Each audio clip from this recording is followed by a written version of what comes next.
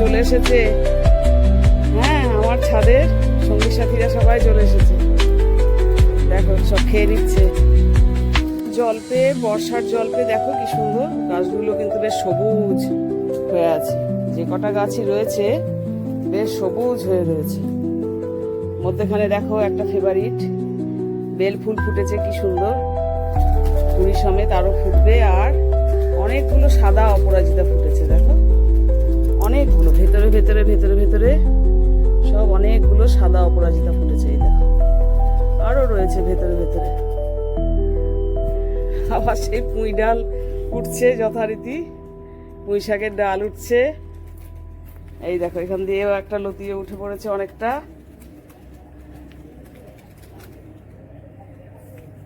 এই ফুলগুলো বেশ ফোটে, কিছু ফুল না ফুটুক, এরা কিন্তু একটুখানি ফুটবেই। দেখো খুব ভালো লাগে, এরা কিন্তু একটুখানি ফুটবেই। দেখো কি সুন্দর, তাই না? অন্য কোনো ফুল ফুটুক না ফুটুক, এরা কিন্তু সেই ফুটবেই। এদের দেখলে মনটা ভালো হয়ে যায়, তাই না বলো? ওরা এখনো একটা দুটো দেখছে আশায়, আর দেখো কত সব বসে রয়েছে। সবাই তো দেয় না, গম দেয় বেশিরভাগ, চাল দেয়, গম দেয়, সে খাবার আশায় সব বসে রয়েছে।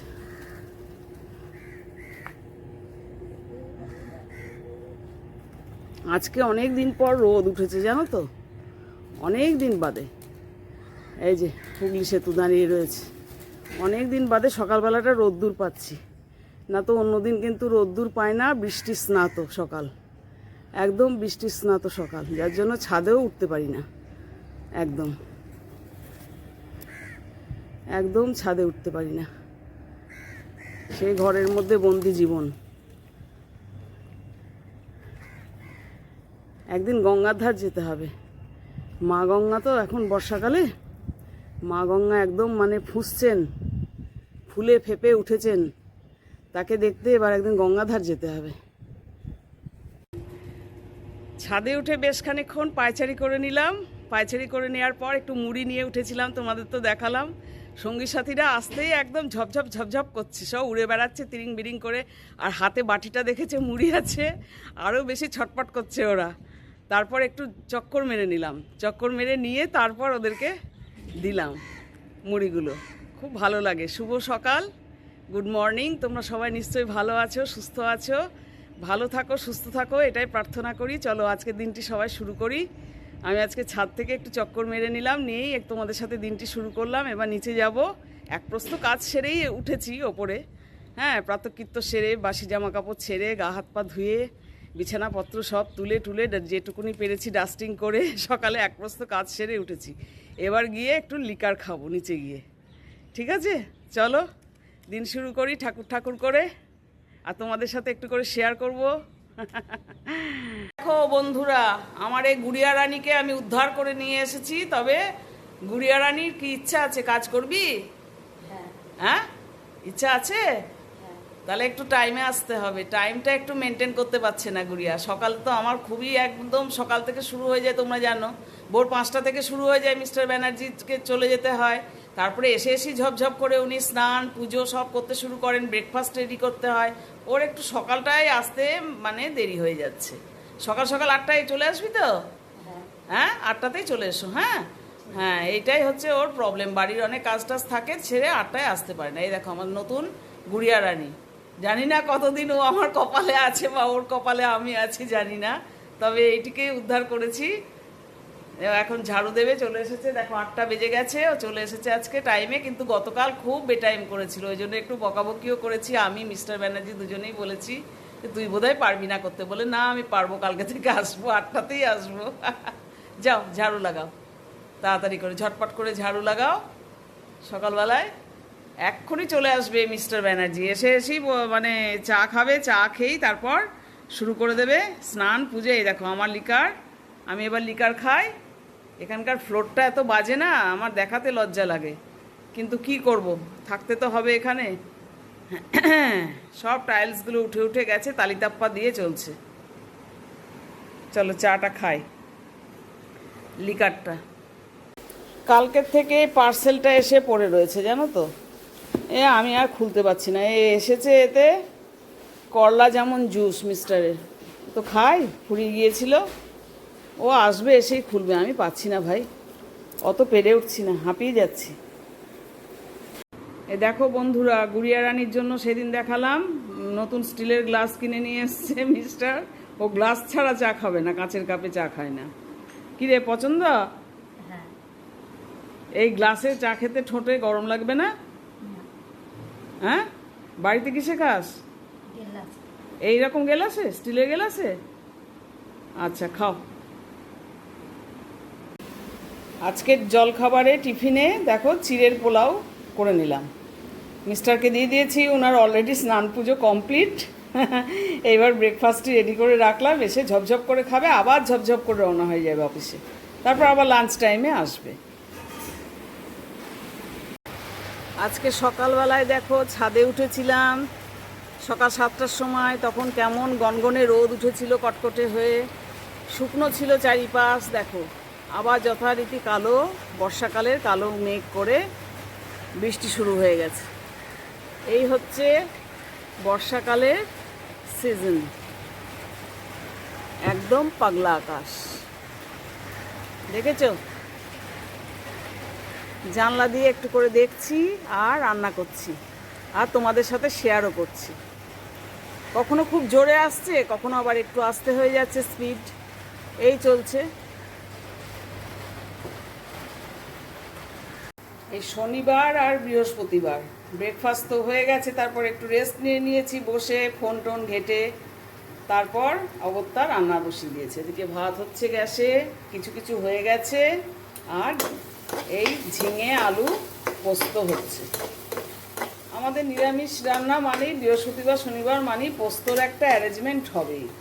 জানি না তোমাদের কার কি হয়, তবে যে কোনো পোস্ত হয়, আর শুধু আলু পোস্ত আজকাল কমই করি, ঝিঙে পোস্ত, আলু পোস্ত বা পটল পোস্ত কি ঢেঁড়স পোস্ত, পোস্তর একটা অ্যারেঞ্জমেন্ট হবেই। অগত্যা আজকে ঝিঙে আলু পোস্ত হচ্ছে রান্না। চলো করতে থাকি, সেরে ফেলি এক এক করে, অনেকগুলো হয়ে গেল, এটা হয়ে যাবে, ভাতের মাঠটা ঝরিয়ে নেবো, হয়ে গেলে ব্যাস রান্না কমপ্লিট আজকের মতন, এবেলার মতন অন্তত পক্ষে হয়ে যাবে।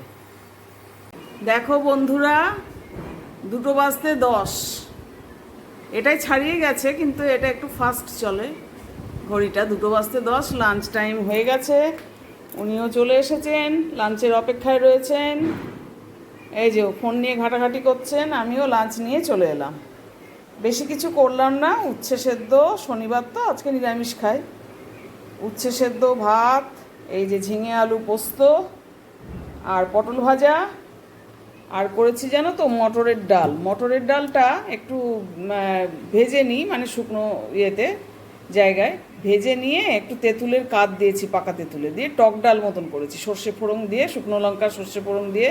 এই ডালটা খেতে, মটরের ডালটা খেতে কিন্তু খুব ভালো লাগে, টক ডাল।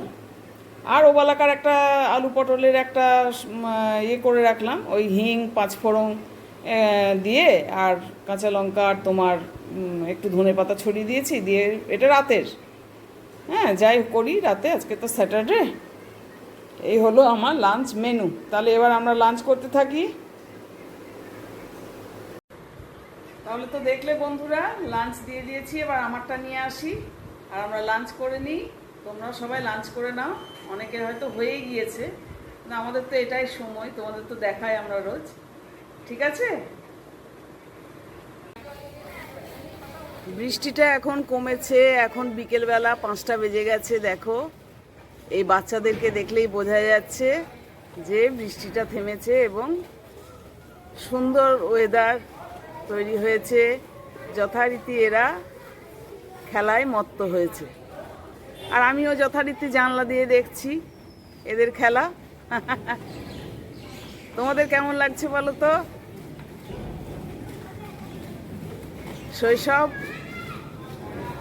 শৈশব এখন আর মাঠে ফুটবল খেলে খুব কম, ক্রিকেট খেলেও খুব কম, খেলে তবে কম, হ্যাঁ ক্লাব হিসেবে খেলে।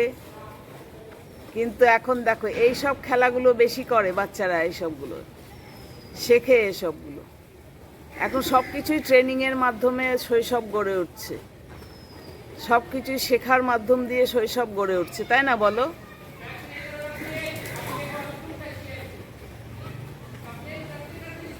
এই যে স্যার, এটা স্যার শেখাচ্ছেন, সব শেখার মাধ্যমে ওদের শৈশব গড়ে উঠছে।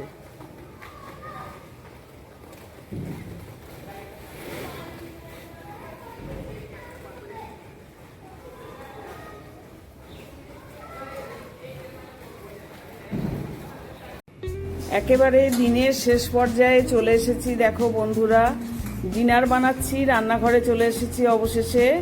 ডিনার আজকে তো স্যাটারডে শনিবারে আমরা ভেজ খাই, যেহেতু রাত্রিবেলায়, সেহেতু আমার মিস্টারের দাবি আছে লুচি বা পরোটা কিছু একটা করতে হবে। অতএব আজকে পরোটাই করছি। হ্যাঁ, পরোটা করা চলছে।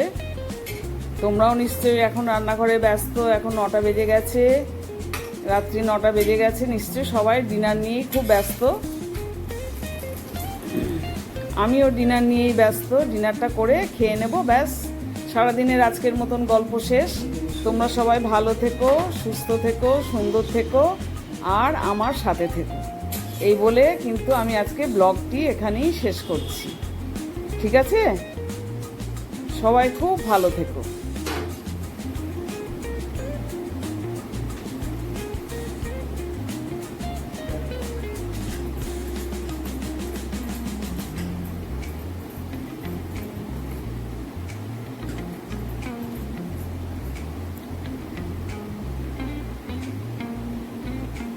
সংসারের গৃহিণী হয়ে কিন্তু এই কাজটুকুনি যদি আমরা না করি নিজেরা, তাহলে কিন্তু স্যাটিসফাইড হওয়া যায় না, তাই না বলো?